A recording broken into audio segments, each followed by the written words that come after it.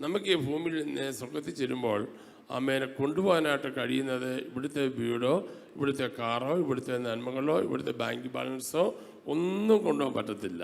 ശവക്കുഴിക്ക് അപ്പുറത്ത് കൊണ്ടുപോകാൻ കഴിയുന്ന കാര്യം നമ്മൾ നേടിയ ആത്മാക്കൾ മാത്രമാണ്. മനസ്സിലായൊരു സ്തോത്രം പറഞ്ഞാട്ടെ. നമ്മൾ നേടിയ ആത്മാക്കളെ മാത്രമേ നമുക്ക് കൊണ്ടുപോകാൻ കഴിയത്തുള്ളൂ. അത് കർത്താവിന് വേണ്ടി പ്രവർത്തിച്ച് മാത്രമേ ഉള്ളൂ. അക്കരയ്ക്ക് അതേ കൊണ്ടുപോകാൻ പറ്റത്തുള്ളൂ. അതുകൊണ്ടാണ് നോർത്ത് ഇന്ത്യൻ മിഷൻ ചെയ്യുകയും ആത്മാക്കളെ നേടുകയും ഒക്കെ ചെയ്യുന്നത്. അതുകൊണ്ട് ഈ സഭയിലുള്ള എല്ലാ വിശ്വാസികളും മിഷണറിമാരായി മാറണമെന്നാണ് ഞങ്ങളുടെ ആഗ്രഹം. ഞാൻ പാസ്റ്റർമാർ മാത്രമല്ല, നിങ്ങളും മിഷണറിമാരായി മാറി നമുക്ക് ഈ ദിവസങ്ങളിൽ ആത്മാക്കളെ നേടണം. വർഷങ്ങളായി സഭയെ വന്നിട്ട് ഞാൻ നിങ്ങളോട് ചോദിക്കുകയാണ്, ഒരു കുടുംബത്തെയെങ്കിലും ഈ സഭയെ കൊണ്ടുവരാൻ പറ്റിയോ? നിങ്ങൾക്ക് ഒരാളോടെങ്കിലും സുവിശേഷം പറയാൻ പറ്റിയോ? പറ്റിയില്ലെങ്കിൽ നമ്മുടെ ക്രിസ്തീയ ജീവിതത്തിന് ഒരു പ്രയോജനമില്ലെന്ന് നിങ്ങൾ തിരിച്ചറിയണം. D.L. മോഡി സ്പർജനും ബില്ലി ഗ്രഹാം ഒക്കെ കെട്ടുകണക്കിന് കറ്റകളുമായി അവിടെ നിൽക്കുമ്പം ഒരു മണിയെങ്കിലും കാഴ്ചവെക്കാൻ നമുക്ക് കഴിയണം. ഈ ദിവസങ്ങളിൽ നമുക്കൊരു ആത്മീയമായ ഒരു കാഴ്ചപ്പാട് ഉണ്ടാകണം. വാർത്തപ്പെട്ട കർത്താവായ യേശുക്രിസ്തു ഈ ഭൂമിയിൽ നിന്ന് സ്വർഗാരോഹണം ചെയ്തതിന് മുമ്പ് ഏറ്റവും ഒടുവിൽ തന്നെ ശിഷ്യന്മാർ പറഞ്ഞ 2 ഭാഗങ്ങൾ നമ്മൾ മനസ്സിലാക്കേണ്ടതാണ്. അത് വായിക്കാം. മത്തായി സുവിശേഷം 28-ാം അധ്യായത്തിൻ്റെ 18 വാക്യങ്ങളുണ്ട്. മാത്യു ചാപ്റ്റർ 28 വേഴ്സ് 18 വായിച്ചാട്ട്. യേശു അടുത്ത് ചെന്ന്, എല്ലാവരും തുറന്ന് നോക്കി, എല്ലാവരും തുറന്ന് നിങ്ങളുടെ ബൈബിളുണ്ടോ എന്ന് നോക്കിയാൽ ഈ വായിച്ച ഭാഗം എല്ലാവരും തുറന്ന് വെച്ചിട്ട് അതിൻ്റെ അടിയിൽ പേന ഉള്ളവരെന്ന് അണ്ടർലൈൻ ചെയ്യണം. എന്താണ് ഏറ്റവും ലാസ്റ്റ് കർത്താവ് എന്താ പറഞ്ഞത്? യേശു അടുത്ത് ചെന്ന് സ്വർഗത്തിനും ഭൂമിക്കും സകല അധികാരവും എനിക്ക് നൽകപ്പെട്ടിരിക്കുന്നു. അടുത്ത ആകയാൽ നിങ്ങൾ പുറപ്പെട്ട് പിതാവിന്റെയും പുത്രന്റെയും പരിശുദ്ധാത്മാവിന്റെയും നാമത്തിൽ സ്നാനം കഴിപ്പിച്ചും ഞാൻ നിങ്ങളോട് കൽപ്പിച്ചതൊക്കെയും പ്രമാണിച്ചുകൊണ്ട് ഉപദേശിച്ചുകൊണ്ട് സകല ജാതികളെയും എന്ത് ചെയ്യണം? ശിഷ്യരാക്കിക്കൊള്ളുവിൻ. പറഞ്ഞേ, എന്ത് ചെയ്യണം? ശിഷ്യരാക്കിക്കൊള്ളുവിൻ. വിശ്വാസികളാക്കണം എന്നല്ല പറഞ്ഞത്. പിന്നെ എന്താക്കണം? ഡിസൈപ്പിൾസ് ആക്കണം, ശിഷ്യന്മാരാക്കണം. വാഴ്ത്തപ്പെട്ട കർത്താവ് ഈ ഭൂമിയിൽ പോകുമ്പോൾ തന്റെ ശിഷ്യന്മാരെ പറഞ്ഞ അവസാനത്തെ വാക്കായി വായിച്ചത്, സ്വർഗത്തിലെ ഭൂമി സകല അധികാരവും എനിക്ക് നൽകപ്പെട്ടിരിക്കുകയാണ്. ആകെ നിങ്ങൾ പുറപ്പെട്ട് പിതാവിൻ്റെയും പുത്രൻ്റെയും പരിശുദ്ധന്മാരുടെ നാമത്തിൽ സ്നാനം കഴിപ്പിച്ചും ഞാൻ നിങ്ങളോട് പ്രമാണിക്കാൻ തക്കണം സകല ജാതികളെയും എന്ത് ചെയ്യണം? ശിഷ്യരാക്കണം. നമ്മുടെ കർത്തവ്യം ശിഷ്യരാക്കാൻ, മറ്റുള്ളവരെ ശിഷ്യരാക്കുക എന്നുള്ളതാണ്. വേറെ വിധം വായിക്കാം. അപ്പോസ്തലപ്രവൃത്തി 1-ാം അധ്യായത്തിൻ്റെ 8-ാമത്തെ വാക്യമാണ്. യേശു സ്വർഗാരോഹണം ചെയ്യുന്നതിന് തൊട്ട് പറഞ്ഞ വാക്കാണത്. വായിച്ച്. എന്നാൽ പരിശുദ്ധാത്മാവ് നിങ്ങളുടെ മേൽ വരുമ്പോൾ നിങ്ങൾ ശക്തി ലഭിച്ചിട്ട് ഹോളി സ്പിരിറ്റ് വരുമ്പോൾ നിങ്ങൾ ശക്തി ലഭിച്ചത്തോളം എന്ത് ചെയ്യണം? എന്റെ സാക്ഷികളാകണം. ആ വചനം കേട്ട അന്നത്തെ അപ്പോസ്തലന്മാർ ലോകത്തിന്റെ 7 വൻകരകളിലും പോയി. തോമസ് ശ്ലീഹ കേരളത്തിലെത്തി, ഇന്ത്യയിലെത്തി എന്നാണ് പറയപ്പെടുന്നത്. നമുക്കതിനെ കുറിച്ച് അറിവില്ല. എങ്കിലും ലോകം മുഴുവൻ അവർ ആ കാലഘട്ടത്തിൽ എത്തിച്ചു. കപ്പലെ, ഫ്ലൈറ്റ് സംവിധാനങ്ങളെ, ഹെലികോപ്റ്ററുകളെ, വാഹന സൗകര്യങ്ങളൊന്നുമില്ലാത്തൊരു കാലഘട്ടത്തിൽ ആ ശിഷ്യന്മാരെ കൊണ്ട് ലോകം മുഴുവൻ എത്തിക്കാൻ കഴിഞ്ഞെങ്കിൽ ഈ കാലഘട്ടത്തിൽ നമ്മളെ കൊണ്ടും ചിലത് കഴിയും. അന്നത്തെ കാലമല്ല ഇന്നൊരു വിരൽ തുമ്പിൽ നിങ്ങൾക്ക് ലോകത്ത് എവിടെയും സുവിശേഷം അറിയിക്കാം. ഫോണിൽ കൂടെ ഒരാളുടെ മറ്റൊരാളുടെ കുറ്റം പറയാനല്ല ഈ ഫോൺ ദൈവം തന്നിരിക്കുന്നത്. നിങ്ങളുടെ പെരക്കകത്തിരുന്നുകൊണ്ട് ആരോട് സുവിശേഷം അറിയിക്കാൻ പ്രേരണ നൽകുന്നോ അവരെ ഒറ്റ സെക്കൻഡ് കൊണ്ട് സുവിശേഷം അറിയിക്കാനുള്ള സംവിധാനം നിന്റെ കൈ ദൈവം തന്നിട്ടുണ്ട്. പക്ഷെ ദുഃഖകരമായ കാര്യം നമ്മളത് ഉപയോഗിക്കുന്നില്ല എന്നുള്ളതാണ്. ചില കാര്യം നന്മയ്ക്ക് ഉപയോഗിക്കാം, തിന്മയ്ക്ക് ഉപയോഗിക്കാം. നിങ്ങളുടെ ഇന്ന് ഉണർവിൻ്റെ പ്രസംഗമല്ല ഞാൻ ചെയ്യാൻ പോകുന്നത്. നിങ്ങൾ ഈ കാര്യത്തിൽ വളരെ ഉത്സാഹമുള്ളവരായി മാറണം എന്ന് നിങ്ങളോട് ഞാൻ ആവശ്യപ്പെടുകയാണ്. C.S. സ്പർജൻ എന്ന് പറയുന്ന ദേവദാസൻ 100 വർഷത്തിന് മുമ്പേ വളരെ ശക്തമായി ദൈവത്താൽ ഉപയോഗിക്കപ്പെട്ട ഒരു ദേവദാസനാണ്. അദ്ദേഹം പ്രസംഗന പ്രഭുവായി ഇരുന്നൊരു മനുഷ്യനാണ്. ആ കാലഘട്ടത്തിൽ ദൈവം അദ്ദേഹത്തെ ശക്തിയായി ഉപയോഗിച്ച ഒരു അഭിഷക്തനാണ്. ലണ്ടൻ മെട്രോപൊളിറ്റൻ ടാബർനാക്കിൾ ചർച്ച് എന്ന പേരിൽ ഒരു അനുഗ്രഹിക്കപ്പെട്ട സഭ അദ്ദേഹം ലണ്ടനിൽ സ്ഥാപിക്കാനിടയായിത്തീർന്നു. 6000-ഓളം വിശ്വാസികൾ അന്നത്തെ കാലത്ത് അദ്ദേഹത്തിന്റെ സഭയിലുണ്ടായിരുന്നു. എത്ര പേരുണ്ടായിരുന്നു? ഇല്ലെന്ന് ഉത്സാഹത്തിലൊന്ന് പറ. ചിലക്ക് വിടുതലില്ലാത്തതുകൊണ്ടാണ് തോന്നുന്നു ഒരു മുഖത്തൊരു സന്തോഷമില്ല. ഇന്ന് വിടുതൽ കിട്ടത്തില്ല ഉള്ള കാര്യം ഉറപ്പോടെ പറയാം. ഇന്ന് നമ്മളൊരു പുതിയ ദൗത്യം ഏറ്റെടുക്കാൻ പോവുകയാണ്. ഈ ദൗത്യം അകത്ത് കയറിയ വിടുതൽ ഓട്ടോമാറ്റിക്കായിട്ട് വരും. മുന്നമേ അവരെ രാജ്യവും നീതി അന്വേഷിപ്പിൻ, അവരുടെ ഇതൊക്കെ ദൈവം നമുക്ക് തരും. കൈ കൊടുത്തിട്ട് സ്തോത്രം പറഞ്ഞാട്ടെ. അപ്പം ലണ്ടൻ ടാബർനാക്കിൾ മെട്രോപൊളിറ്റൻ ടാബർനാക്കിൾ ചർച്ചിൽ അദ്ദേഹത്തിൻ്റെ സഭയിൽ 6000 ബിലീവേഴ്സ് ഉണ്ടായിരുന്നു. അടുത്ത കേട്ടോണേ, ഇപ്പോൾ ആ സഭയിലെ അംഗസംഖ്യ 60 പേരേ ഉള്ളൂ. ഒരു നൂറ്റാണ്ട് പിന്നിട്ട് കഴിഞ്ഞപ്പോൾ 6000 പേരുണ്ടായിരുന്ന ആ സഭയിൽ ഇന്ന് 60 പേര് മാത്രമേ ഉള്ളൂ. എവിടെ പറ്റി? ലീഡർ പോയി കഴിഞ്ഞപ്പോൾ സഭ സൃഷ്ടിച്ചു പോയി. സഭയെ ഗൗരവമായി കണ്ട് സഭയെ മുമ്പോട്ട് നയിക്കാനായിട്ടുള്ള ഗൗരവമായ പദ്ധതികളില്ലാതെ പോയി. ഒരു പുസ്തകത്തിൽ ഞാൻ വായിച്ചത്, സ്പർജന്റെ സഭയിൽ ആളുകളെ പിന്നില്ലാതെ പോകാൻ കാര്യം അദ്ദേഹത്തിന്റെ അവസാന നാളുകളുടെ ശുശ്രൂഷയിൽ ജനങ്ങളുടെ ആവശ്യം അറിഞ്ഞ് ശുശ്രൂഷിക്കാൻ തുടങ്ങി. ദൈവത്തിന്റെ ഇഷ്ടത്തിനല്ല ശുശ്രൂഷിച്ചത്, പിന്നെന്താ? ദൈവത്തിന്റെ ഇഷ്ടം. ചില സഭയിൽ പാസ്റ്റർ വരുമ്പോൾ ഇവിടുത്തെ കമ്മിറ്റിക്കാർ പറയും ഇങ്ങനെ പ്രസംഗിക്കാനൊക്കത്തുള്ളൂ, ഈ സഭ പാരമ്പര്യമായ സഭയാണ്, ഇവിടെ അതിനെക്കുറിച്ച് പറയാനൊക്കത്തില്ല, ഇവിടെ ഇതിനെക്കുറിച്ച് പറയും. ഞാൻ ഓർക്കുന്നുണ്ട്, പണ്ടൊരു സഭയിൽ ഒരു പാസ്റ്റർ വന്നപ്പോൾ അവിടുത്തെ പ്രധാനപ്പെട്ട ആള് ഒരു പേപ്പറിൻ്റെ അത് ടൈപ്പ് ചെയ്ത് കൊടുത്തു. എപ്പോഴാണ് പാട്ട് തുടങ്ങേണ്ടത്, എപ്പോഴാണ് പ്രാർത്ഥന, എത്ര സമയം വേണം സങ്കീർത്തനം വായിക്കേണ്ടത്, പാസ്റ്റർ എത്ര സമയം സംബന്ധിച്ച് ടൈപ്പ് ചെയ്ത് കൊടുത്തു. ആ പാഷ നല്ല മിടുക്കണം. അദ്ദേഹം വലിച്ചു കയറി അങ്ങോട്ട് ഒരു അച്ചാരം നടത്തിക്കോളാൻ പറഞ്ഞു. അച്ചാനങ്ങ് നടന്ന സംഭവമാണ്. പുതിയ പാസ്റ്റർ വന്നു കഴിഞ്ഞപ്പോൾ ഈ അച്ചാൻ മിടുക്കരായ അച്ചാനായിരുന്നു. ടൈപ്പ് ചെയ്ത് കൊടുക്കുക. ഓപ്പണിംഗ് പ്രെയർ 3 മിനിറ്റ്, കല്യാണത്തിന് ഓപ്പണിംഗ് പ്രെയർ 3 മിനിറ്റ്, അടുത്ത 2 പ്രാർത്ഥന 5 മിനിറ്റ്, 5 മിനിറ്റ്സ് ഈച്ച്. അത് കഴിഞ്ഞ് സങ്കീർത്തനം 3 മിനിറ്റ്സ്, പിന്നെന്താ സർമൺ 15 മിനിറ്റ്സ്, ഇങ്ങനെ എഴുതി കൊടുക്കുക. എടാ, സഭായോഗത്തിന്റെ കൺട്രോൾ പാസ്റ്റർമാരയിലല്ല, സഭായത്തിന്റെ കൺട്രോൾ ഇവിടുത്തെ ആരുടെയും കയ്യിലല്ല, എൻ്റെ കയ്യിലുമല്ല. സഭായത്തിന്റെ കൺട്രോൾ ദൈവത്തിന്റെ കയ്യിലാണ്. സഭായോഗത്തെ നിയന്ത്രിക്കുന്നത് പരിശുദ്ധാത്മാവാണ്. ചിലപ്പോൾ ഞാൻ വീട്ടിൽ തീരുമാനിക്കും ഇന്ന പോലൊക്കെ ചെയ്ത് വരണമെന്ന് വിചാരിക്കും, പക്ഷെ അതുപോലെ ഒന്നും നടക്കത്തില്ല. ചിന്തിച്ചുകൊണ്ട് വന്ന കാര്യങ്ങൾ പോലും പറയാതെ പോയിട്ടുണ്ട്. കാരണം ഈ സഭയ്ക്ക് വേണ്ടി മുതൽ മുടക്കിയത് രാജഭവക്കാല പാസ്റ്റർ അല്ലെന്ന് ഓർത്തോണം. ഈ സഭയ്ക്ക് വേണ്ടി പണം മുടക്കിയല്ല ആത്മാക്കളെ നേടിയത്. ഈ സഭയ്ക്ക് വേണ്ടി മുതൽ മുടക്കിയത് രക്തം കൊടുത്താണ്. രക്തം ആരാ കൊടുത്തത്? നമ്മുടെ കർത്താവാ കൊടുത്തത്. രക്തം കൊടുത്തവരെ സഭയെ കുറിച്ച് ഉത്തരവാദിത്തമുണ്ട്. അടുത്ത 100 വർഷം കഴിയുമ്പോൾ രാജഭവക്കാല ഉൾപ്പെടെ നിങ്ങൾ എല്ലാവരും ഈ ഭൂമിയിൽ നിന്ന് മാറ്റപ്പെടും. അടുത്തൊരു തലമുറ ഇവിടെ വരും. അപ്പൊ അടുത്ത തലമുറ വരുമ്പോൾ ഈ സഭ കാണുമോ? അതാ വിഷയം. ഇവിടെ ഇതുപോലെ ആത്മാക്കൾ വരുമോ, അതോ ലണ്ടൻ മെട്രോപൊളിറ്റൻ ചർച്ചിന് പറ്റിയ ഗതികേടുണ്ടാകുമോ? ഉണ്ടാകരുത്. അതിനാണ് നമ്മുടെ മിഷൻ വന്നത്. എൻ്റെ കാലത്തെല്ലാം ഭംഗിയായി നടന്നു, ആളുകൾ വന്നു, നല്ല സംഭവമായിരുന്നു.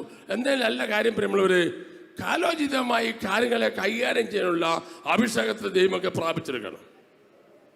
ഞാൻ ഈ പ്രാവശ്യം അമേരിക്കയിൽ പോയപ്പോൾ കണ്ട വളരെ ദുഃഖകരമായ ഒന്നുകൊണ്ട് കാര്യം നിങ്ങൾ പറയുകയാണ്. കഴിഞ്ഞ പ്രാവശ്യം പോയപ്പോൾ ആളുകൾ നിറഞ്ഞിരുന്ന സഭകളും ആരാധനകളും ഇന്ന് ആളില്ലാതായി മാറിയിരിക്കുന്നു. പല ആരാധനാലയങ്ങളും മറ്റ് ജാതികളും മേടിച്ച് അവരെ ആരാധനാലയങ്ങളായി മാറ്റിയിരിക്കുന്നു. ഇതൊരു ലൈവ് പ്രോഗ്രാം ആയതുകൊണ്ട് ഞാൻ പബ്ലിക്കായിട്ട് അത്രയും പറഞ്ഞു വിടുകയാണ്. എണ്ണി പറയാൻ എനിക്കുണ്ട്. 10, 5000, 7000, 10000 പേര് കൂടിയ ആരാധനാലയങ്ങളിലൊക്കെ ഇന്ന് അന്യജാതി മതസ്ഥരുടെ കേന്ദ്രമായി മാറുകയാണ്. കാര്യങ്ങളെ ഗൗരവമായി കണ്ടില്ലെങ്കിൽ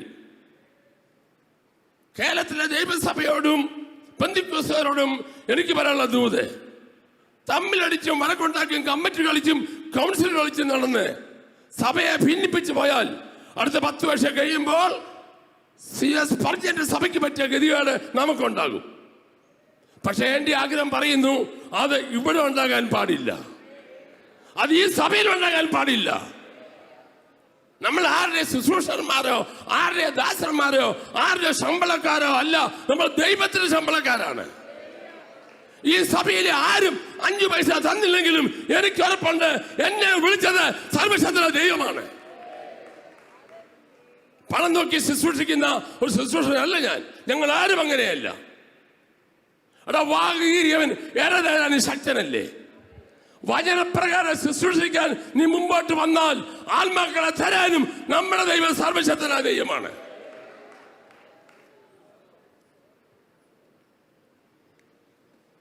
അമേരിക്കയിലേക്ക്, UK-യിലേക്ക്, അയർലൻഡിലേക്ക് ആളുകൾ കൂട്ടത്തോടെ പോകുന്നൊരു കാലം. 10-50 പേരുള്ള സഭയിൽ ഇപ്പോൾ 10 പേരേ ഉള്ളച്ചാ, 5 പേരും 10 പേരും ഉള്ളൂ. എന്തിയെ? എല്ലാവരും പോയി. ചില ഹോളുകൾ അടച്ചു, ചില അടുത്താഴ്ചകൾ അടയ്ക്കും. ആ 10 പേര് തന്നെ 5 പാർട്ടിയാണ്. ഒരാൾ പറഞ്ഞു ആകെ 25 പേരേ ഉള്ളൂ, സ്വത്രാഴ്ച കാണാൻ 5 പേരുണ്ടെന്ന്. ഇതിന് ഈ സുവിശേഷികന്റെ ദൗത്യം മറന്നിട്ട് വേറെ ചിലതിനെയൊക്കെ പറയാൻ പോവുക. എൻ്റെ അപ്പച്ചൻ പറഞ്ഞൊരു കാര്യം ഞാൻ നേരത്തെ പറഞ്ഞല്ലോ. അപ്പച്ചൻ പറഞ്ഞ ഇങ്ങനെയാണ്, എന്നോട് പറഞ്ഞു ഇങ്ങനെയാടാ, തവിടിന് വില പറഞ്ഞുകൊണ്ടിരുന്നു അരിയും കൊണ്ട് പട്ടി പോയെന്ന്.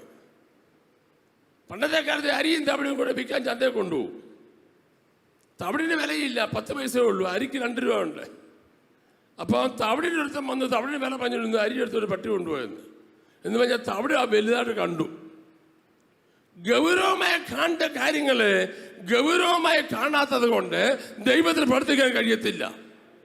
നമ്മുടെ വീടല്ല വലിയ വിഷയം, നമ്മുടെ കാറല്ല വലിയ വിഷയം, നമ്മുടെ പിള്ളേർ വിദേശത്ത് പോയതല്ല വിഷയം, നിനക്ക് പൈസ ഉണ്ടെന്നുള്ള വിഷയം. കർത്താവ് ഏൽപ്പിച്ച ശുശ്രൂഷ ചെയ്തോ? തിരുവല്ല IPC പ്രദേശത്തിന്റെ സഭയാണ്. ഞാൻ ആത്മാവിൽ ചോദിക്കുന്നു, ഗൗരവമായി ചോദിക്കുന്നു, ഒരാത്മാവിനെങ്കിലും നിങ്ങൾ നേടിയോ? കൈയടിക്കാൻ ആർക്കാ പ്രയാസം? കൂട്ടത്തിൽ പാട്ടും വെള്ളത്തിൽ പൂട്ടും. വളരെ ഗൗരവമായി പറയുന്നു, പ്രയാസന്റെ സഭ പ്രാർത്ഥിക്കുന്ന സഭ മാത്രമല്ല, മിഷൻ സഭയുമാണ്. മിഷൻ ഓറിയന്റഡ് ആയിരിക്കണം നമ്മൾ. നിങ്ങൾ ഇതിനെ ഗൗരവമായി കാണണം. ലണ്ടൻ സഭയ്ക്ക് പറ്റിയ ഗതികേട് പ്രയർസന് പറ്റാൻ പാടില്ല. നമുക്ക് 10,000 ഇവിടെ കൂടിയേ പറ്റൂ. അത് ഗൗരവമായി അതിനെ കാണുന്നവർ 2 കരമൊന്ന് ഉയർത്തിപ്പിടിച്ച് കരങ്ങൾ വീശി അല്പസമയം ദൈവത്തിന് സ്തോത്രം പറഞ്ഞാട്ടെ. ശബ്ദം വീഴ്ത്തി അല്പസമയം സ്തോത്രം പറഞ്ഞു. ശബ്ദം ഒന്ന് ഉയരട്ടെ ദൈവമക്കളെ. ശക്തിയോടെ കൈയൊന്ന് വീശി, കൈ അടിക്കണ്ട, കൈയൊന്ന് വീശി സ്തോത്രം പറ. എത്ര ആഴ്ച നമുക്കിവിടെ ഉണ്ടെന്ന് അറിയത്തില്ല. കർത്താവിന് വേണ്ടി ചിലതെല്ലാം ചെയ്യാൻ എന്റെ ദൈവമേ എന്നെ സഹായിക്കണമേ എന്ന് ഇന്ന് നിങ്ങൾ പ്രാർത്ഥിച്ചുകൊണ്ട് കൈ ആട്ടുകയാണെങ്കിൽ നിങ്ങളിലേക്ക് വ്യാപരിക്കുന്ന ഒരു പരിശുദ്ധാത്മാവിന്റെ വ്യാപാരവും ആത്മാവിന്റെ പ്രേരണയും ദൈവം തരും. കൈകൾ താത്തിട്ടാട്ടെ. 1 തിരുവഴുത്താന്തം 12-ാം അധ്യായത്തിന്റെ 32 മുതൽ 32-30 വാക്യം വായിച്ചോട്ടെ. First chronicle chapter 12 verse 32-33. 1 തിരുവഴുത്താന്തം 12-ാം അധ്യായത്തിന്റെ 32 മുതൽ 32-31 വാക്യം. ഇസ്സാഖാരിൽ ഇസ്രായേൽ ഇന്നത് ചെയ്യണമെന്ന് അറിവാൻ തക്കൊണ്ണം കാലജ്ഞാനന്മാരായ തലവന്മാർ 200 പേർ അവരുടെ സഹോദരന്മാരൊക്കെയും അവരുടെ കൽപ്പനയ്ക്ക് വിധേയരായിരുന്നു. സെബുലൂനിൽ യുദ്ധസന്നദ്ധരായ സകലവിധ യുദ്ധായുധത്വങ്ങളെ ധരിച്ച് നിരനിരയായി ഐക്യമത്യത്തോടെ യുദ്ധത്തിന് പുറപ്പെട്ടവർ 50,000 പേർ. വല്ലതും പിടി കിട്ടിയോ? അത് ഇതുമായിട്ട് എന്നാ ബന്ധം പാസ്റ്റർ? പഴയ നിയമത്തിലെ അത് ഇതുമായിട്ട് എന്നാ ബന്ധം? വാക്യം ഇതാണ്, 1:12-32-33. ഇസ്സാഖാരിൽ ഇസ്രയേൽ സംയോജിതമായി ഇന്നത് ചെയ്യണമെന്ന് അറിവാൻ തക്കവണ്ണം കാലജ്ഞന്മാരായ തലവന്മാർ 200 പേർ. അവരുടെ സഹോദരന്മാരൊക്കെയും അവരുടെ കൽപ്പനയ്ക്ക് വിധേയരായിരുന്നു. സെബലൂനിൽ യുദ്ധസന്നദ്ധരായി സകലവിധ യുദ്ധായുധങ്ങളെ ധരിച്ച് നിരനിരയായി ഐക്യമത്യത്തോടെ യുദ്ധത്തിന് പുറപ്പെട്ടവർ 50,000 പേർ. ഇനി ഇങ്ങോട്ട് നോക്കിയേ, ഞാൻ ബാക്കിയുള്ള കാര്യം ഞാൻ പെട്ടെന്ന് പറയാം, സമയം നമ്മളൊരു പള്ളി ചുരുക്കമാണ്. ഇങ്ങോട്ട് നോക്കിയേ, ശൗല് ജീവിച്ചിരിക്കുമ്പോൾ തന്നെ ദാവീദിനെ അഭിഷേകം ചെയ്തു. പക്ഷേ അഭിഷേകം ചെയ്ത് പിറ്റേ ദിവസം ചാടിക്കേറി രാജാവാകാൻ പറ്റിയില്ല. അത് ചില കടമ്പകളുണ്ട്. അവിടെ ഗോലിയാത്തുണ്ട്, അവിടെ സിംഹമുണ്ട്, കരടിയുണ്ട്, ശൗലുണ്ട്. ആമേൻ. അങ്ങനെ പല കടമ്പകളെ കടന്നേ നിന്നെ അവിടെ ആക്കത്തുള്ളൂ. വിശ്വാസി വന്നതുകൊണ്ട് ചാടിക്കേറി എല്ലാം നേടാമെന്ന് വിചാരിക്കേണ്ട ഒരു സമയം ദൈവം കൽപ്പിച്ച് വെച്ചിട്ടുണ്ട്. അഭിഷേകതയിലും തലയും വീണത് കൊണ്ട് കാര്യം നടന്നെന്ന് വിചാരിക്കേണ്ട ഒരു സമയം ദൈവം വെച്ചിട്ടുണ്ട്. ആ ഭാഗം പെടുക ചരിത്രമൊന്നും ഞാൻ പറയുന്നില്ല. അങ്ങനെ ശൗൽ ദൈവത്തിൽ അവിശ്വസ്തനായപ്പോഴാണ് ദാവീദിനെ അഭിഷേകം ചെയ്തത്. പക്ഷേ ദാവീദിനെ ഓടിച്ചിട്ട് ആമേൻ ആക്രമിക്കുകയാണ് ശൗൽ. അങ്ങനെ ഇരിക്കുമ്പോൾ ദൈവത്തിൻ്റെ സമയം വന്നപ്പോൾ, ബാക്കി വായിപ്പിക്കുന്ന സമയങ്ങളും 12-1 വാക്യത്തിലുണ്ട്, ശൗലിൻ്റെ കൂട്ടത്തിൽ നിന്ന് ആളുകൾ കൂട്ടത്തോടെ ദാവീദിൻ്റെ അടുക്കൽ വരാൻ തുടങ്ങി. ശൗലിൻ്റെ ആർമിയിൽപ്പെട്ട ആളുകൾ കൂട്ടത്തോടെ ദാവീദിൻ്റെ കൂട്ടത്തിൽ വരാൻ തുടങ്ങി. അത് 1-2 പേരല്ല, ആയിരക്കണക്കിന്. ഇവിടെ വായിച്ച 50,000 ഒക്കെയാണ്. അവരെ ക്രമമായി അവന് അടുക്കി എഴുതിയിരിക്കുക. അതായത് ഓരോ ഗോത്രമായി വന്നവരുടെ സംഖ്യ പറഞ്ഞിരിക്കുക. ദൈവം എപ്പോഴും ചെയ്യുമ്പോഴേ ക്രമത്തോടും ചുറ്റോടും കൂടെ. ചിലടത്ത് എന്നാൽ ക്രമമോ ഇല്ല, ചുട്ടോ ഇല്ല, വാലുമില്ല, തലയില്ല. ആത്മീയ കാര്യമായാലും വീടായാലും നമ്മളായാലും നമ്മുടെ ജോലിയാണെങ്കിലും എല്ലാത്തിലും ക്രമവും ചുട്ടയും ഉണ്ടായിരിക്കണം. വന്നെങ്കിൽ വന്ന്, പോയെങ്കിൽ പോയി, പറഞ്ഞെങ്കിൽ പറഞ്ഞു, അങ്ങനെ ആകാൻ പാടില്ല. ക്രമമുള്ള ലൈഫായിരിക്കണം. ഇവിടെ ഘട്ടം ഘട്ടമായി ഓരോ ഗോത്രങ്ങളിൽ നിന്ന് എത്ര പേര് വീതം വന്നെന്ന് വ്യക്തമായി എഴുതി വരികയാണ് പുസ്തകത്തിൽ. ശൗലിൻ്റെ കൂട്ടത്തിൽ നിന്ന് ദാവീദിൻ്റെ അടുക്കലേക്ക് ദാവീദിനെ രാജാവാക്കാൻ വന്ന ഇസ്രായേൽ മക്കളുടെ സംഖ്യ. അതിൽ 2 ഗോത്രങ്ങളുടെ പേര് പറയുകയാണ്. അതൊന്ന് ഇസ്സാഖാരാണ്, മറ്റൊന്ന് സെബുലൂനാണ്. യാക്കോബിന്റെ 12 മക്കളിൽ 2 പേരാണത്. അവർ 2 പേരും ഗോത്രങ്ങളാണ്. ശ്രദ്ധിച്ചിരിക്കണേ. ഇത് ഇസ്സാഖാരിൽ ഇന്നത് ചെയ്യണമെന്ന് അറിയാൻ തക്കോണം. അപ്പം ഈ ഗോത്രത്തിൻ്റെ പ്രത്യേകത, അവർക്ക് ഇന്നത് ചെയ്യണമെന്ന് അറിയാൻ കഴിവുള്ളവരാ. ചിലക്ക് ഇന്നത് ചെയ്യണമെന്ന് അറിയാൻ ചെയ്യാത്ത കാര്യം കയറി ചെയ്യും. ചെയ്യേണ്ട കാര്യം ചെയ്യത്തുമില്ല, ചെയ്യേണ്ടാത്ത കാര്യം കയറി ചെയ്യുകയും ചെയ്യും. പക്ഷെ ഇസ്സാഖാറിന്റെ ഒരു ഗുണം, ഇന്നത് ചെയ്യണമെന്ന് വായിച്ച്, സെബുലൂനിൽ യുദ്ധസന്നദ്ധരായി ഇസ്സാഖാരിൽ ഇസ്രായേൽ ഇന്നത് ചെയ്യണമെന്ന് അറിവാൻ തക്കവണ്ണം കാലജ്ഞന്മാരായ തലവന്മാർ 200 പേർ അവരുടെ സഹോദരന്മാരൊക്കെയും അവരുടെ കൽപ്പനയ്ക്ക് വിധേയരായിരുന്നു. അപ്പൊ ഈ ഇസ്സാഖാറിലുള്ള ഗുണം, അവർ കാലജ്ഞന്മാരാണ്. എന്താ കാലജ്ഞന്മാർ അർത്ഥം? കാലന്മാരല്ല, കാലജ്ഞന്മാർ. എന്താ അതിന്റെ അർത്ഥം? കാലങ്ങളെ സമയങ്ങളെ വിവേചിച്ചിട്ട്, ശ്രദ്ധിച്ചോട്ടണം, കാലങ്ങളെ സമയങ്ങളെ വിവേചിച്ചിട്ട് എന്തു ചെയ്യണമെന്നും എന്ത് ചെയ്യണ്ടെന്നും അറിഞ്ഞ പ്രിയപ്പെട്ടവരാ. മനസ്സിലായോ? ഇല്ല, ഒന്നുകൂടെ പറയാം. കാര്യങ്ങളെ വകതിരിച്ച് മനസ്സിലാക്കിയിട്ട് എന്ത് ചെയ്യണമെന്നും എന്ത് ചെയ്യണ്ട എന്നും മനസ്സിലാക്കുന്ന കഴിവുള്ള ആളുകളുടെ പേരാണ് കാലജ്ഞന്മാർ. ഒരു 200 പേരുണ്ട് ഇസ്സാഖാർ. എന്ന് പറഞ്ഞാൽ കാര്യങ്ങളെ മനസ്സിലാക്കി വകതിരിച്ച് ചെയ്യാനുള്ള കഴിവുണ്ടായിരിക്കണം. ചിലരുടെ രീതി എങ്ങനെയെന്നറിയാം, എന്താണെന്നറിയാം, വെളുന്നിടത്ത് വെച്ച് കാണാം പാസ്റ്ററെ, പോകുന്നിടത്തോളം അങ്ങോട്ട് പോട്ടെ. ഞാനായിട്ടൊന്നും ചെയ്യുന്നുമില്ല, ഞാനായിട്ടൊന്നും പറയുന്നുമില്ല, അങ്ങനെ അങ്ങ് പൊക്കോട്ടെ. ഇസാഖാരുടെ ഗുണം എന്ന് പറയുന്നത് അവർ കാലജ്ഞന്മാരാണ്. എന്താ കാലജ്ഞന്മാർ? എന്ത് ചെയ്യണമെന്നും എന്ത് ചെയ്യണ്ട എന്നും അവർക്കറിയാം. എന്ന് പറഞ്ഞാൽ കാലങ്ങളെ വിവേചിക്കാനുള്ള കഴിവ്. ശ്രദ്ധിച്ചു കേട്ടോണം. നിന്റെ കുടുംബമായുള്ള ബന്ധത്തിൽ, നിന്റെ കുടുംബജീവിതമായുള്ള ബന്ധത്തിൽ, നിന്റെ തലമുറയുമായിട്ടുള്ള ബന്ധത്തിൽ, നിന്റെ സഭയുമായിട്ടുള്ള ബന്ധത്തിൽ കാലങ്ങളെ വിവേചിച്ച് നീ മുമ്പോട്ട് പോകുന്നില്ലെങ്കിൽ അല്പം കഴിയുമ്പോൾ നീ പടക് കയറ് മുങ്ങുന്ന അവസ്ഥ ഉണ്ടാകും. അവസ്ഥകൾ വരുന്നതിന് മുമ്പ് കാര്യങ്ങളെ വകതിരിച്ച് മനസ്സിലാക്കാനുള്ള കഴിവ് ദൈവമൊക്കെ ഉണ്ടാകണം. മനസ്സിലാകുന്നുണ്ടോ? ഒരു സ്തോത്രം പറഞ്ഞാട്ടെ. ഈ വീട്ടിലായാലും നമ്മുടെ എല്ലാ കാര്യത്തിലും ഒരു ബോധം ഉണ്ടായിരിക്കണം. ചില വർത്തമാനം കേട്ടോ ഒരു ബോധവുമില്ല. അവർ തന്നെയാണോ ഈ സംസാരിക്കുന്നത് നമുക്ക് തോന്നിപ്പോകും. കാര്യങ്ങൾ മനസ്സിലാക്കിയാണോ അവർ സംസാരിക്കുന്നതെന്ന് നമുക്ക് തോന്നിപ്പോകും. ദൈവമക്കളുടെ കാര്യം എപ്പോഴും ഓർത്തോണം, കാലജ്ഞന്മാരായിരിക്കണം. ബി എ തോമസ് എന്നൊരു പാസ്റ്റർ ഉണ്ടായിരുന്നു ഷാരോണിൽ. അത് ഒരിക്കൽ സംസാരിച്ചപ്പോൾ എന്നോട് പറഞ്ഞു, രാജീവ് പാസ്റ്ററെ, 1-ാം നൂറ്റാണ്ടിലെ സുവിശേഷം 20-ാം നൂറ്റാണ്ട് കാവറിലിട്ട് കൊടുക്കണമെന്ന്. എന്ന് പറഞ്ഞാൽ സുവിശേഷം അത് തന്നെയാണ്. കാലങ്ങൾ മാറിയത് അറിഞ്ഞ് ആളുകളോട് ഇടപെടാൻ നമ്മൾ എന്ത് ചെയ്യണം? പഠിക്കണം. അപ്പോൾ ഇസാഖാർ ഗോത്രക്കാർക്ക് ഈ കൃപ എവിടുന്നാ കിട്ടുക എന്ന് നമ്മൾ മനസ്സിലാക്കേണ്ടതാണ്. ഇസാഖാർ ഗോത്രക്കാർക്ക് ഈ കൃപ എങ്ങനെ കിട്ടി? വായിച്ച് ഉൽപ്പത്തി പുസ്തകം 49-ാം അധ്യായത്തിന്റെ 11-ാമത്തെ വാക്യം. ഉൽപ്പത്തി പുസ്തകം 49-ന്റെ 11-ാമത്തെ വാക്യം പെട്ടെന്ന് വായിച്ച്. ഉൽപ്പത്തി 49-ന്റെ 19. ഇസാഖാരോട് പറയുകയാണ്. എന്താ പറഞ്ഞ മോളെ? ഇസാഖാർ അസ്ഥിബലമുള്ള കഴുത. പ്രവചിക്കുക. നോക്കണേ, ഇസാഖാർ ആരാണ്? അസ്ഥിബലമുള്ള. ഉറക്കെന്ന് പറഞ്ഞേ. പേരെന്തുവാ? അല്ല, കഴുത.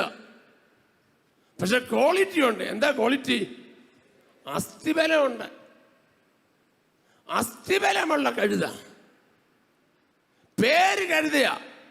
അവൻ പ്രവചിക്കുക, ഇസാഖാർ അസ്ഥിബലമുള്ള കഴുത. പക്ഷേ എന്താണ് അടുത്ത്? അവൻ തൊഴുത്തുകളുടെ മധ്യേ കിടക്കുന്നു. അവൻ തൊഴുത്തുകളുടെ മധ്യേ കിടക്കുന്നു. അടുത്ത് വിശ്രാമം നല്ലതെന്നും. എന്താ? വിശ്രാമം നല്ലതെന്നും. വിശ്രമം നല്ലതെന്നും ദേശം ഇമ്പമുള്ളതെന്നും കണ്ടു. അടുത്ത് അവൻ ചുമടിന് ചുമൽ കൊടുത്ത്. അവൻ ചുമടിന് ചുമൽ കൊടുത്ത് ഊഴിയത്തിന് ദാസനായി തീർന്നു. ഊഴിയത്തിന് ദാസരായി. ശ്രദ്ധിച്ച് കേക്കണേ. അപ്പൻ പ്രവചനാത്മായി പ്രവചിച്ചു യമൻ കഴുതയാ. പക്ഷെ ഇപ്പോൾ ഈ കഴുതയുടെ ഒരു ക്വാളിറ്റി, ഇവർ ചുമട് ചുമക്കുന്നതിനാണെങ്കിലും അസ്ഥിബലമുള്ള കഴുതയാ. ദൂത് പറയാനുണ്ട് ഇടയ്ക്ക്. നിന്നെ കഴുതയെന്ന് പറഞ്ഞ് പലരും തള്ളിക്കളഞ്ഞെങ്കിലും നിന്റെ അകത്തൊരു അസ്ഥിബലം ദൈവം തന്നിട്ടുണ്ട്. ഇത് എത്ര നേരം പറയണമെന്ന് എനിക്കറിയത്തില്ല. ഇന്നലെ പകൽ ഞാൻ പ്രാർത്ഥനയിൽ ആയിരുന്നപ്പോൾ ദൈവം ശക്തിമായി ഇത് ബാക്കി അടുത്ത ആഴ്ച പറയും. അസ്ഥിബലമുള്ള കഴുത. പേര് കഴുതയാ. പക്ഷെ ഒരു ശക്തിക്കും നിന്നെ തൊടാനൊക്കത്തില്ല.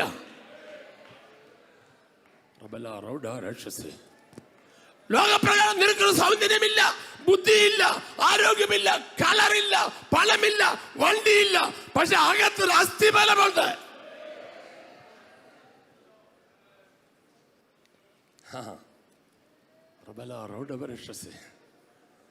ഭയങ്കര ആത്മാവിന്റെ വ്യാപാര വിഷയം ഇതാണെങ്കിലും ചില അകത്തേക്ക് ശക്തി ഇഴച്ചു കയറുക. വാഴ്ത്തപ്പെട്ട കർത്താവായ യേശു ക്രിസ്തു ഭൂമി വന്നപ്പോൾ കുതിരയുടെ പുറത്ത് കയറിയില്ല, ആനയുടെ പുറത്ത് കയറിയില്ല, സിംഹത്തിന്റെ പുറത്ത് കയറിയില്ല, പശുവിന്റെ പുറത്ത് കയറിയില്ല. അതൊരു ദൈവമാണെന്നല്ല പറയുന്നേ. അതിന്റെ ഒന്നും പുറത്ത് കയറിയില്ല. എന്തിന്റെ പുറത്താ കയറിയേ? ഒന്ന് പറ, ഒന്ന് ഉറക്കെ പറ. നമ്മളെല്ലാം കഴുതുകളാ. അതുകൊണ്ട് കഴുതുകളെല്ലാം കൂടെ ഒന്ന് പറഞ്ഞാട്ടെ. ചിലക്കത് കേൾക്കുമ്പോഴേ ദേഷ്യം. ഞാൻ കഴുതിയാണോ വാസ്തു? കഴുതിയാ, ഞാനും കഴുതിയാ. നമ്മുടെ ഗുണം എന്നാ? കഴുതയുടെ പുറത്ത് യേശു കയറി. ഈ കഴുതയുടെ പുറത്ത് യേശു കയറിയെന്ന് ആമേൽ കൃപ ലഭിച്ചവർ മാത്രം കരം അടിച്ചൊരു സ്വന്തം പറ. നീ കഴുതയുടെ പുറത്ത് യേശു കയറിയത് കൊണ്ടാണ് നമ്മൾ ഇന്ന് എന്തെങ്കിലും ആയിട്ടുള്ളത്. ഈ കഴുതയുടെ പുറത്താണ് യേശു കയറിയത്. വേറെ ഒരു മൃഗത്തിനും തെരഞ്ഞെടുത്തില്ല. നിന്നേക്കാൾ ശ്രേഷ്ഠന്മാര്, യോഗ്യന്മാരും മാന്യന്മാര് ഈ ഭൂമിയിലുണ്ടായിരുന്നപ്പോൾ അവരെ തെരഞ്ഞെടുക്കാതെ പുഴുവായ കൃമിയായ നിന്നെ ദൈവം തെരഞ്ഞെടുത്ത് നിന്റെ മേൽ കയറാൻ എന്റെ ദൈവത്തിന് ഭാഗ്യം ഓർത്ത് നീ ദൈവത്തിന് സ്തോത്രം പറയണം. കഴുതയ്ക്ക് സ്വന്തമായി പറയാനൊന്നുമില്ല. പക്ഷേ കഴുത പറയുന്നു, ഞാൻ അസ്ഥിബലമുള്ള കഴുതയാ, ഞാൻ ഊഴിയത്തിന് ചുമൽ കൊടുക്കും, ഒഴിഞ്ഞു മാറത്തില്ല. കേട്ടോ, നമ്മളെല്ലാം ഒഴിയോ, ഞാനോ സഭയോ, ഞാൻ ഏത് കുടുംബത്തില്ല, ഞാൻ പാകിട ഞാനോ, ട്രാക്ടർ കൊടുക്കാൻ ഞാനോ, വീട്ടിൽ രാവിലെ 5 തൊട്ട് രാത്രി 10 വരെ മടക്കുന്നതിന് ഒരു കുഴപ്പമില്ല.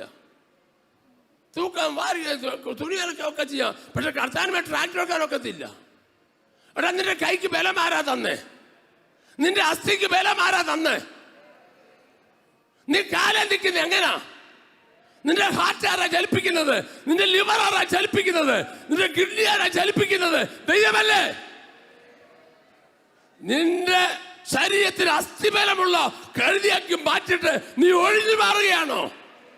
ഊഴിയത്തിന് നീ ഏൽപ്പിച്ചു കൊടുക്കുകയും നീ ചേർന്ന് നിൽക്കുകയും ചെയ്യണം. കരമടിച്ച ഒരു സ്വന്തം പറഞ്ഞാട്ടെ, ഇന്ന് പകൽ ഊഴിയത്തിന് നീ ഏൽപ്പിച്ചിടണോ? ഒഴിഞ്ഞു മാറല്ലേ. ചുമൽ കൊടുക്കണം, ചുമൽ കൊടുക്കണം, ചുമൽ കൊടുക്കണം, ചുമൽ കൊടുക്കണം. പണ്ടത്തെ കാലത്ത് അമ്മേനെ വലിയ വലിയ നേരെയൊക്കെ എടുത്ത് മാറ്റുമ്പോൾ അതെന്ത് ചെയ്യുന്നറിയാമോ? ചുമലേല എടുക്കുന്നത്. അപ്പൊ 8 പേര് 7 പേര് ഇവിടെ 7 പേര് അവിടെയുമായി ഇങ്ങനെ ചുമൽ കൊടുത്ത് ചുമലേല വെക്കുന്നത്. ഒരാൾ ചുമൽ മാറ്റിയാൽ ഇത് മറിഞ്ഞ് താഴെ വീഴും. 8 പേര് ഒരുപോലെ ശവപ്പെട്ടിക്ക് പിടിക്കുന്ന പോലെ ഒരുപോലെ ചുമൽ കൊടുക്കുകയാണ്. ദേവസഭയ്ക്ക് ചുമൽ കൊടുക്കുവാൻ ദൈവം നിന്നെ കഴിഞ്ഞ 40 വർഷമായി തെരഞ്ഞെടുത്തിട്ട് നീ എന്നാ ചെയ്തെന്നാ പറയുന്നത്? നീ ആത്മാക്കളെ നേടാൻ ചുമൽ കൊടുത്തു വെച്ചാ? ഒരു പ്രാർത്ഥനയ്ക്ക് നീ വന്നോ? നീ ഒരു ഉപാസന പ്രാർത്ഥനയ്ക്ക് വന്നോ? ഞായറാഴ്ച വന്ന് 2 മണിക്കൂർ വന്നിരുന്നിട്ട് പോകുന്നതാണോ നീ ചുമൽ കൊടുക്കുന്നത്? ദൈവസേന കണക്ക് കൊടുക്കേണ്ട ദിവസമുണ്ടെന്നുള്ള കാര്യം മറന്നു പോകല്ലേ. രാജ്യമൊക്കെ പാസ്റ്റർ വഴക്ക് പറയല്ല, ആത്മാവിൽ പറയാണ്, ചുമൽ കൊടുക്കുവാൻ തിരഞ്ഞെടുക്കപ്പെട്ടവർ ചുമൽ കൊടുക്കണം. രക്തം കരമെടുത്തൊരു സ്തോത്രം പറഞ്ഞാട്ടെ. ചുമൽ കൊടുക്കുവാൻ തിരഞ്ഞെടുക്കപ്പെടാൻ. ചുമൽ കൊടുത്തില്ലെങ്കിൽ അത് ആരെയും ബോധിപ്പിക്കാനോ പാസ്റ്ററെ കാണിക്കാനോ കമ്മിറ്റിക്കാരെ കാണിക്കാനോ ആമേൻ ഒന്നുമല്ല. ചുമൽ കൊടുക്കാനോ ഏറ്റവും ചുമൽ കൊടുക്കണം. ഈ ഇസാഖാറിനെ യാക്കോബ് മരിക്കുന്നതിന് മുമ്പ് അനുഗ്രഹിച്ചതാണ്. നീ അസ്ഥിബലമുള്ള കഴുതയാണെന്നും നീ ഊഴിയത്തിന് കയറി നിൽക്കുമെന്നും നീ ചുമൽ കൊടുക്കുമെന്നും വലിയപ്പൻ ദൂത് പറഞ്ഞതാ. 100 കണക്കിന് വർഷം കഴിഞ്ഞപ്പോൾ ദാവീദിനെ കൊടുത്ത കാര്യം വന്നപ്പോൾ മുമ്പിൽ വന്നത് ആരാ? ഇസാഖാറാ. വല്ല മനസ്സിലാകുന്നുണ്ടോ? ഇസാഖാറാ മുമ്പിൽ വന്നിരിക്കുന്നേ. എടാ, രൂപനെ നീ എന്തിയെ, ശിമോനെ നീ എന്തിയെ, ലേവിയെ നീ എന്തിയെ, യഹൂദ നീ എന്തിയെ? അവരെല്ലാരും ഉണ്ട്. 50,000, 60,000, 70,000 വെച്ചിട്ട്. പക്ഷേ ഇവർ 200 പേരെ ഉള്ളച്ചാ. 200 പേരേ ഉള്ളൂ. ഇവർ 200 പേർക്ക് ദൈവം പ്രത്യേക കൃപ കൊടുത്തു കാലജ്ഞന്മാരാകാൻ. രക്തം ജയമെടുക്കട്ടെ. എനിക്കിത് എങ്ങനെ എക്സ്പ്രസ് ചെയ്യുന്ന എനിക്ക് അറിയത്തില്ല. ആർക്കുമില്ലാത്തൊരു അധികാരം, ആർക്കുമില്ലാത്തൊരു അഭിഷേകം, ആർക്കുമില്ലാത്തൊരു വിടുതൽ നിന്റെ മേൽ പകിരും. ചുമ്മാ വന്ന് കയറുന്ന അല്ലച്ചാ, അപ്പം പറഞ്ഞേച്ചു പോയതാ. അപ്പം ചാകുന്നതിന് മുമ്പ് പ്രവചിച്ചേച്ചു പോയതാ. കൈയടിച്ച് ഉറക്കെ സ്തോത്രം പറ.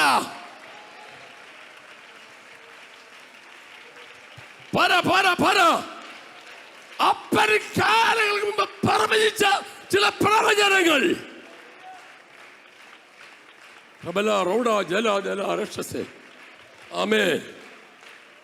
അപ്പൻ കാലങ്ങൾക്ക് മുമ്പ് പ്രവചിച്ച ചില പ്രവചനങ്ങൾ ബ്ലോക്കായി കിടക്കുക.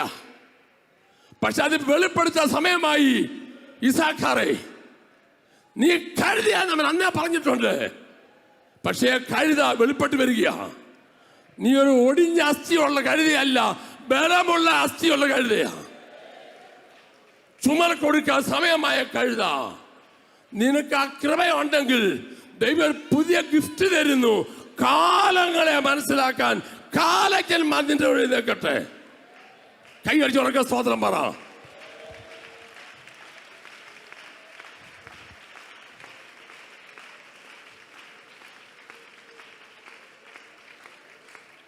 പ്രവചനാത്മാവിൽ ഒരു ദൂതുപരം ദൈവനെ ഏൽപ്പിക്കുന്നത് ഇപ്പം പറയുക. നിന്റെ കാലം വെക്കുവാനും തീരാറായി. നിന്റെ ഡേറ്റ് എണ്ണപ്പെട്ട് കഴിഞ്ഞു. 4 വിരലേ ഉള്ളൂ, 3 വിരൽ കഴിഞ്ഞു, 1 വിരലേ ഉള്ളൂ. പക്ഷേ നിന്റെ പിതാക്കന്മാരുടെ കാലത്തെ ദൈവത്തിന്റെ പദ്ധതിയിൽ പ്രവചിച്ചു വെച്ച ചില ദൂതുകളുണ്ട്. ആ ദൂതുകൾ പെൻഡിംഗ് നിൽക്കുകയാണ്. അത് നിന്നെ കൂടെ വെളിപ്പെടാതെ പോയ ചില പ്രവചനങ്ങൾ ഇന്ന് പകൽ യേശുവിന്റെ നാമത്തിൽ യാക്കോബേ, നിന്റെ തലമുറ ഇസാഖാരിൽ കൂടെ അത് വെളിപ്പെട്ട് വരികയാണ് ഇന്ന് പൽക്കാലം.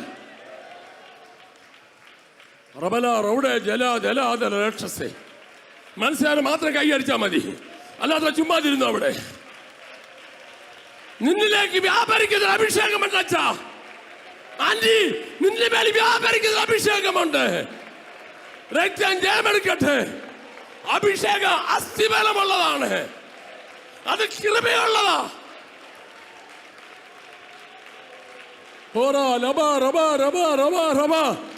അസ്ഥിബലമുള്ള കഴുത.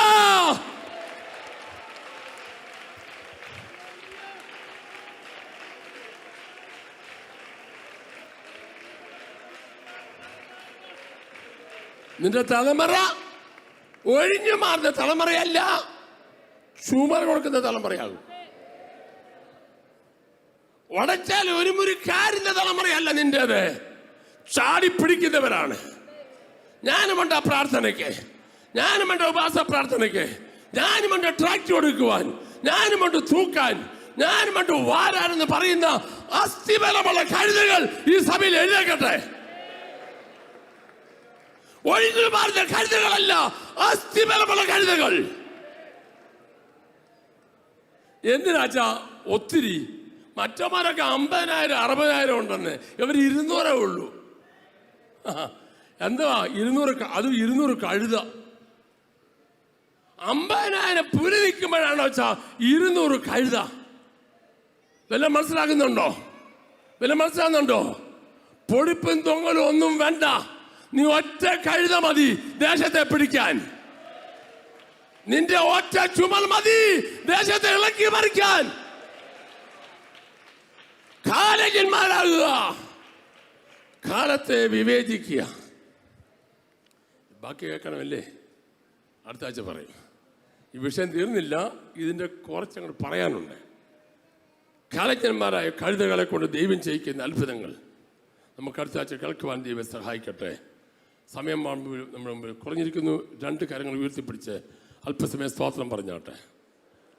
സ്തോത്രം, സ്തോത്രം, സ്തോത്രം. ശബ്ദമെടുത്ത് സ്തോത്രം പറ. പാട്ടുപാടാൻ സമയമില്ല. ആമേൻ. കൈകൾ ഉയർത്തി സ്തോത്രം പറ. സ്തോത്രാച്ച സമയം നമ്മൾ പാട്ടുപാടുന്നതായിരിക്കും. ആമേൻ. കൈകൾ ഉയർത്തി സ്തോത്രം പറ. ആമേൻ. കൈകൾ അടിച്ച് സ്തോത്രം പറ. കരങ്ങൾ അടിച്ച് സ്തോത്രം പറ. സ്തോത്രം, സ്തോത്രം, സ്തോത്രം, സ്തോത്രം. കാലജ്ഞന്മാരാകട്ടെ, കാലജ്ഞന്മാരാകട്ടെ. ഇസാഖാർ കാലജ്ഞന്മാരായി മാറട്ടെ. കാലങ്ങളെ വിവേചിക്കുന്നവരായി മാറട്ടെ. യേശുവിൻ്റെ glory. Hallelujah, hallelujah, hallelujah, hallelujah. കർത്താവിന്റെ മേശയിലേക്ക് നീങ്ങാൻ പോകുകയാണ്. എല്ലാവരും കരങ്ങൾ അടിച്ച് സ്തോത്രം പറ. കരങ്ങൾ അടിച്ച്, കരങ്ങൾ തട്ടി സ്തോത്രം പറഞ്ഞ് കരങ്ങൾ തട്ടി ശക്തിയോടെ ഇപ്പോഴത്തെ പാട്ട് സ്തോത്രാഴ്ചയ്ക്ക് പാടുന്നതായിരിക്കും, സമയം ലാഭിക്കാനായിട്ട്. കരങ്ങൾ അടിച്ച് സ്തോത്രം പറ. കരങ്ങൾ തട്ടി. കാലജ്ഞന്മാരാകണം. നിന്റെ തലമുറ കാലജ്ഞന്മാരായി മാറട്ടെ. നിന്റെ തലമുറ അനുഗ്രഹിക്കപ്പെടട്ടെ. ഇതിന് എല്ലാവരും സ്തോത്രം പറ. സ്തോത്രം പറഞ്ഞ സ്തോത്രം കുറയ്ക്കല്ലേ. സ്തോത്രം പറഞ്ഞുകൊണ്ട് കൈ അടിക്കുക. സ്തോത്രം പറഞ്ഞുകൊണ്ട് ശബ്ദം ഉയർത്തി എല്ലാ കുഞ്ഞുങ്ങളും കൈ അടിച്ച് സ്തോത്രം പറ. എല്ലാ കുഞ്ഞുങ്ങളും കൈകൾ അടിച്ച് സ്തോത്രം പറഞ്ഞാട്ടെ. എല്ലാ പെൺകുട്ടികളും കൈകൾ അടിച്ച് സ്തോത്രം പറ. കൈകൾ തട്ടി സ്തോത്രം പറഞ്ഞാട്ടെ. കാലജ്ഞന്മാരായി തീരട്ടെ. നിന്റെ മക്കൾ ഇസാഖാറായി മാറട്ടെ. അവർ സെബൂലൂനായി മാറട്ടെ. ഓ റബല റൗഡ ജല ദല റബ പോരാ പോരാ പോരാ. ദീപ റബല റൗഡയ ലക്ഷസേ യേശുവിന്റെ അധികാരമുള്ള നാമത്തിൽ ജയമെടുക്കട്ടെ.